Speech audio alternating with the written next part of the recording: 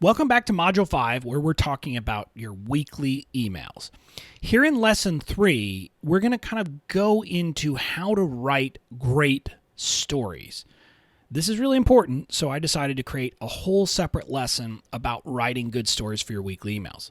So here in Lesson 3, we're going to talk. You'll learn the elements of a good story for a weekly email, how to identify and organize good stories for your weekly emails, and then how to write your story and pick the hook. So we're going to go into that in this lesson. It's a meaty lesson, so I hope you've got your notepad, your pen, and you're ready to kind of take some notes and do the work. So look, since a good story is the anchor for your weekly email, it's worth time to write a good story.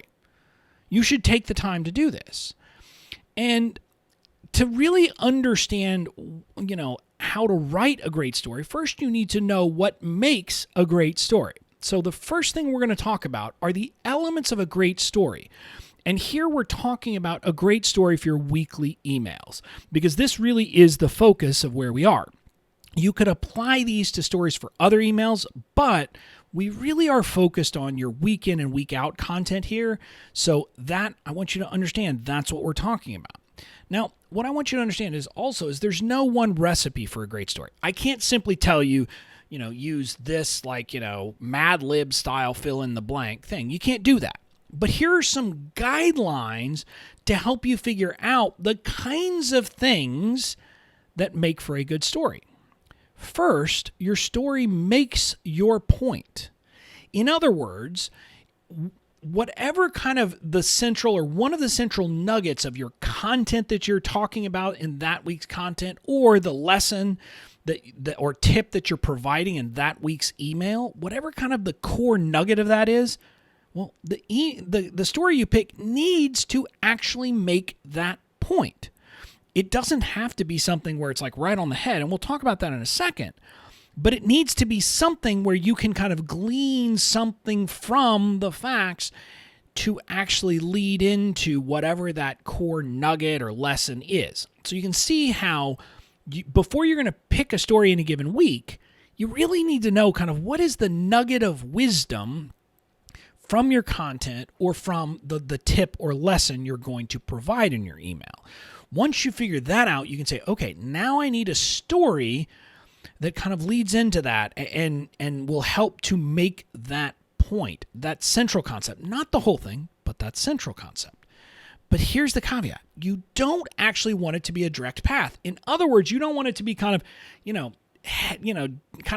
directly head on with the point you're making. You want people to have to kind of make a slight logical leap. Now, not a big, huge one. You don't want the gap to be so big that they can't make it. But for example, if you're telling a story from your personal life about building relationships, well, that could be great if your content is about building a team in your business, right? Because you can see it's connected, right? I mean, it's the same kind of process, but it's from your personal life. And for example, again, just to make this point very clear, entrepreneurs who aren't yet experienced with building a team for their business, and so maybe, they're just starting that process. So talking about team building, like in that context directly from a story isn't going to resonate with them. But they have experienced building personal relationships, whether it's friendships, romantic relationships, etc. So a story like that can hook them in and then make the point. So it's not a direct path, but it still makes the point. Then the next element is it should be something that evokes an emotion. I don't care what emotion, candidly. It could be joy. It could be anger. It could be, amusement. It could be sadness. It could be inspiration. But the story needs to evoke an emotional response. And it could be because they are feeling for you as the character, or it could be just because it makes them laugh. But the point is that there needs to be some kind of emotional reaction and emotional connection that the story leads to. And again, I am not saying that they need to be sappy, but they can be. I'm not saying they have to be funny, but they can be. I'm not saying they have to be rants that make people angry, but they can be. The point is the stories need to be something that will kind of, get people out of just looking at it and reading it for facts, but instead have kind of an emotional gut level reaction of some sort. That's what you need. So the things we talked about up to this point, I would say are universal, those first three concepts. Now, the next two really are more general rules. And first is that the story should be short and sweet. In other words, we are not talking about epic tales. I have said, for example, many times that you need less Game of Thrones and more Seinfeld in your emails. In other words, a little tidbit, a story that is not some epic long tale of your life or of your business, but instead is something that happened, in a moment that resonates, that you can pull something out. Classic example of this, and it wasn't for a weekly email, but it's the kind of thing I would have used for a weekly email, is the story of me getting an email from my kid's school about there being a confirmed case of lice in her classroom, and then that leading me to go down to the depths of the internet to try to figure out how to make sure I didn't get lice into my house. Right? You can see that's it is not an epic tale. Now, I make it seem like an epic tale and play up that I, spent hours and hours researching this, but it really is a pretty small little, kind of almost a nothing event in my life that is the kind of thing that will connect. Now, the reason you want to do short and sweet is because if you're telling epic tales every week, people are going to get tired of it and stop reading. So you don't want to do that. People have short attention spans. Now, I do believe this concept that I first heard from Ray Edwards, that there's no such thing as an email that's too long, only one that's too boring. But that's only kind of true, right? I mean, if your emails took people 30 minutes to read each and every week, at some point they're going to stop reading them because they're not going to have time. So I want you to be thinking short and sweet. I also think that this helps most people when they're starting because having to write an epic tale can seem very daunting. Whereas writing a story about how you had to wait for an hour and a half for something, that's not daunting. Think about one of the classic Seinfeld episodes is literally what happens while they're waiting for their table at a Chinese food restaurant. So that's the kind of thing that is a perfect story. And then the next piece is that you want your stories to be relatable. And what I mean by this is, I guess the best way to put it is you want your audience to be able to sympathize. Even if they haven't experienced the particular thing that you're talking about, for the most part, you want them to be able to put themselves in your shoes, like this guy wearing PJ pants, because as we all know, when I'm on a Zoom call, they only see what is there from the waist up.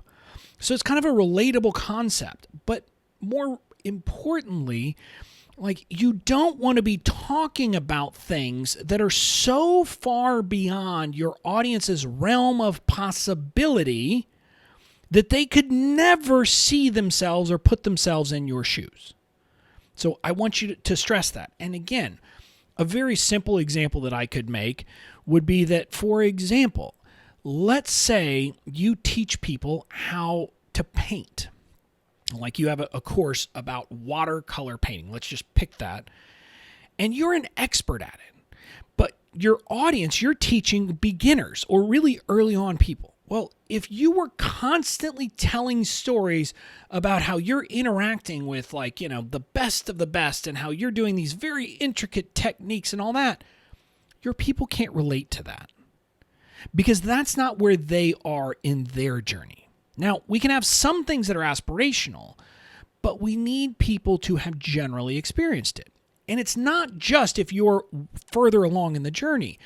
If you have little idiosyncrasies about you that really are not widely held, as much as I say be you and add more cowbell, don't talk about something like that is no one's going to be able to relate to. Now, you could tell a story, like if you have a very idiosyncratic hobby that's shared by 0.0001% of the population, you could talk about that as you being an odd duck, for example, as you being different and doing things differently, because that is a relatable concept. But you wouldn't want to, for example, make that hobby a constant theme necessarily, unless it's because you want to make the theme that you do things that are very unrelatable and you're weird and you're different. Other than that, though, you're not going to want to use it because most people just won't even begin to understand it. and it won't be relatable. So make your stories relatable. Now, and again, if you know the difference between sympathy and empathy, empathy is they've actually been in your shoes so they can feel your pain. Sympathy is maybe they haven't been in your shoes, but they can feel your pain. We need sympathy here. It doesn't have to be empathy, but most of your emails, you want to have a story that your audience can relate to, even if they've never experienced that particular thing. Now, I mentioned that these last two issues of short and sweet and make it relatable are general rules. Sometimes you can use longer stories that are a bit more surreal and that people maybe can't really relate to because they are crazy over-the-top stories. But those should be the exception, not the rule. Some of my classic emails are these. I've got the death warrant example where some fellow prosecutors pulled a prank on me, and I had ATF agents telling me that a suspect had shot a couple of agents, and they needed my authorization to use deadly force. Again, it was all a prank, but it was this crazy over-the-top story, and I didn't have to embellish it at all. And people responded saying, that is the craziest story I've ever heard. And if you think about it, most people have never been a prosecutor, have never had to make a decision like that, so it's not relatable. But that's okay to do that every once in a while. And another example of this is the story of my dad's plane crash. Again, not something that most people can relate to directly, but even that one, it's longer, but most people can relate to the fear of a loved one being in danger, maybe being in an accident, maybe dealing with death or potential death of a loved one. So it is still relatable, even if the particular facts aren't. The point is that those kinds of emails are always the exception, and so they stick out because they're the exception, and you should take the same stance. So week in and week out, your email needs, or your story needs to be something that you can use to kind of make the point that is the nugget from your lesson or your content that week, but not directly kind of head on. It needs to evoke an emotion. It should be short and sweet, and it should be relatable. Those are the characteristics of a good story for your emails. Now with that, let's talk about how to start to identify and organize what those stories are for you. Now, I obviously can't tell you your stories, but I can give you some tips on how to start cataloging them and knowing how to identify them. The process begins with you figuring out the themes that you'll use frequently for your emails. This could be kind of content nuggets that you're using over and over again, like if there are lessons that you're going to want to talk about repeatedly in your content, you want to be thinking about a lot of different stories that can help you kind of fit and make that point, right? So that first element of what are stories that I can use to make this point, you're going to have to be thinking about that. On the other end, though, you could be thinking about what are kind of what is the role that I've decided I'm going to play in my emails? Remember back in Module 1 when we were talking about developing your voice and things like that, we said you are ultimately going to get to the point that there's kind of a defined role that you tend to play in your emails and your stories. In my case, it's often that I'm the butt of the joke, or that I'm doing things that other people are telling me that's crazy, don't do that. So those are kind of the things that I'm thinking about. Now, you have to figure out what those themes are for you. What is your content? What are the lessons you want to hit over and over again? And then what role do you want to play in your email? And from that, you start to develop these different themes. Now, I want to give you examples for me that will help you to see what I'm talking about. First, simplicity is best. This is one of my things that I hit over and over again that we need to avoid being complex. My classic, I don't like sweet baby Jesus, talking about the beer, is all about this.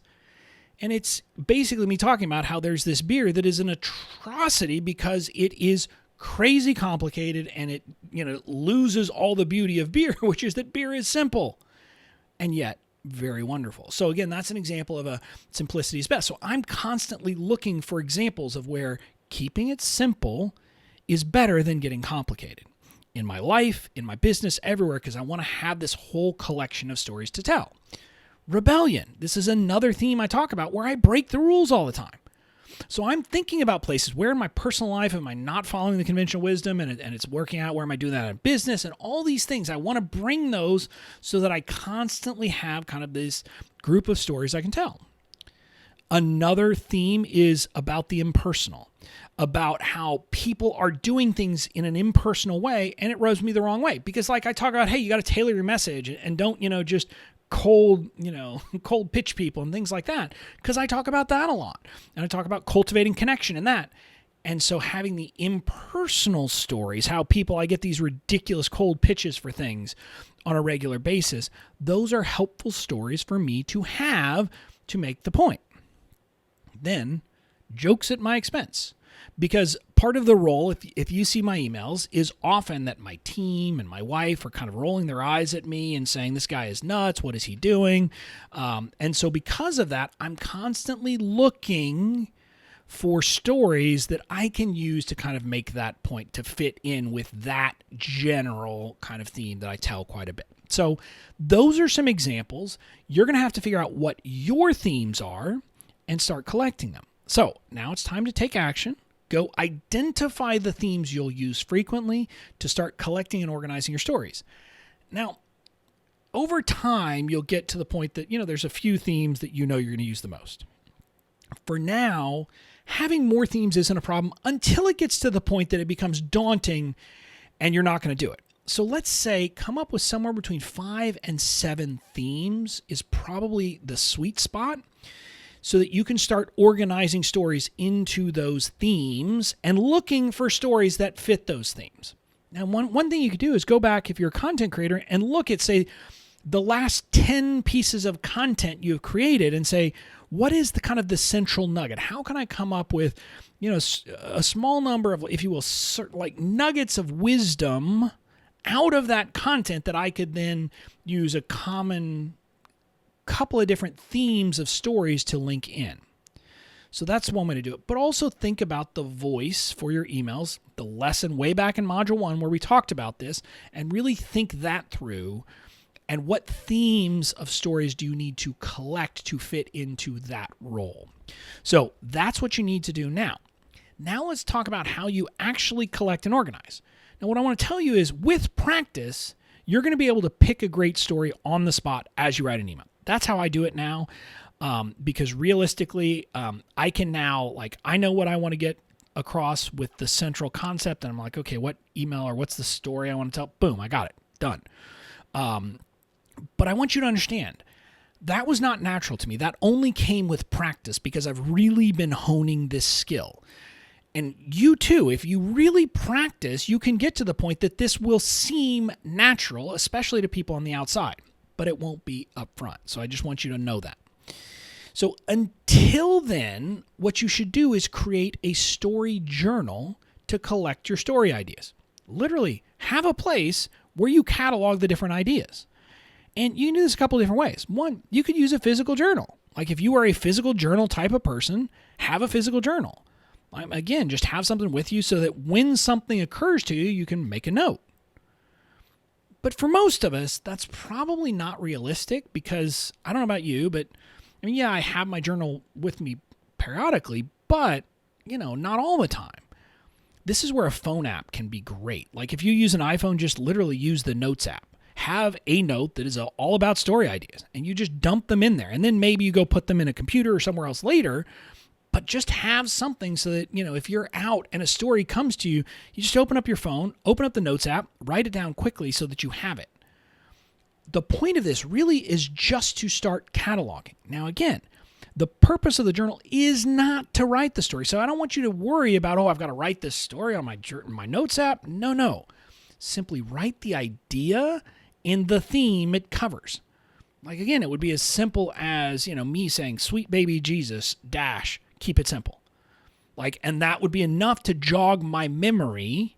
So again, you need to write enough details so you'll be able to say, okay, got it. Yeah, that's the story. That's the story I need to tell. Here's the point.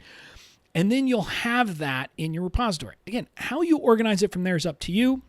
Most people would then put it into something on their desktop instead of being on their Notes app on their phone, because you're probably not going to write your weekly email on your phone. So if you wanted to use, a Google Sheet with a different tab for different story, like the different themes, and you fill it in there, that's one way to go. Just have a way that works for you to keep this organized so that you're constantly able to tell new stories and come up with and organize stories that fit into the themes that you'll be using. Now from there, let's talk about how to write the stories. Now we're kind of getting to the nitty-gritty. When it comes time for you to write your emails, how do you write the stories? Again, I can't give you like a plug and play, kind of Mad Lib style fill in the blank thing here, but I can give you some things to consider as you're writing your emails. First, be ruthless in cutting it down. So something that most of us do is we include way too much detail. You should only include details that matter. Dates usually don't matter. And I will give you a very specific example of this from one of my classic emails. My email about my dad being in a plane crash right before my third year in law school. Like, one of the details that I don't even mention is that was in late August of 2001. And that my dad was at a burn unit on an army base. And so I was on an army base on September 11th, 2001. I also don't even include the fact that my now wife had come down and was supposed to fly out on September 11th back to Boston.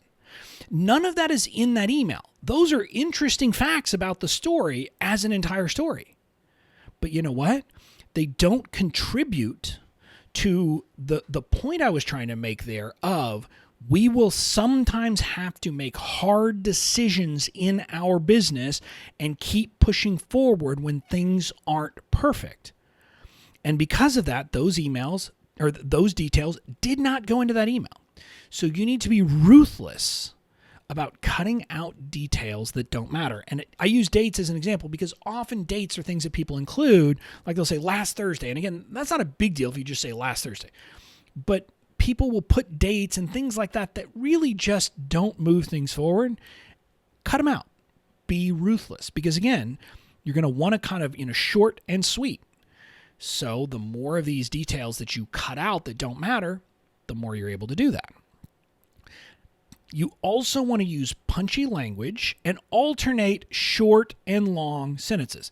So punchy language is always going to be better for an email for style. And what I mean by punchy language is that you generally do not want to have a sentence with 18 clauses. You want to be more like Hemingway here with short, punchy sentences. But you're going to alternate. And so like you're going to want your story to have, kind of some long sentences because like if every sentence is, 5 or 6 words long, it gets repetitive. So you alternate back and forth, but use the punchy language. And with punchy language here, I want to I'm not saying you necessarily use flowery language, but generally instead of using and again, I don't want to get too much of a grammar nerd, but instead of using a structure where you have a noun modified by an adjective, not modified by an adverb, why don't you try to come up with a noun that does all of that? Because oftentimes we can do that, and we're often lazy when we're using things like superlatives, like best, things like that. We could often just find a better word in the first place. So try to do that. Try to come up with some punchy language to really kind of drive things forward. Now, next piece, consider including a bit of suspense or mystery. In other words, ideally, you want there to be a bit of a Sixth Sense kind of thing where there's a little bit of a, whoa, what? And it doesn't have to always be that dramatic, but my point is that you want there to be some moment of kind of, whoa, in the story somewhere. And often you do that by the way you tell the story. And again, we'll get to this in a second when we talk about the hook. Sometimes by picking the right hook, you've built the suspense because the hook is something that comes later in the story. And so people are like, okay, I want to get to that. I want to get to that. How are we getting to this? And so you can do that. But you want to have a bit of that in your story oftentimes. Not all the time, but if you can do that, it's better because it makes for a better read. If people are saying, where in the world are they going with this story? That's a good sign. So sometimes the suspense can be from How in the world are they going to tie this up to the point of a business issue or of whatever your business is? Like in my case, people will be like, how in the world is he tying a lice scare at his daughter's school to business? I got to see how he does that. So some of it can be that, but other times it's in the story itself. Now, another piece here. People connect with people, so it's always best if your story has human characters. And always best if it's not just you. Like, I mean, if you can have multiple characters that people can relate to, and again, obviously, it's a short story, so it's, you're not going to have a ton of people, but having some people there can help you, because really having, people gives someone, a sense of who to relate to. It's a natural thing. We relate to people. So if we have people in our stories, all the better. So that's kind of, general about writing the story. Now let's talk about finding the hook. And the hook is just something curiosity-inducing about the story. The only goal of your hook is to get them to read the email. Now, what I want you to understand is, there is no magic here, but there's a couple of kinds of hooks. One is the climactic moment. For example, you start with a moment of high drama in the story. So, for example, I found myself holding a 3-month-old baby with no job.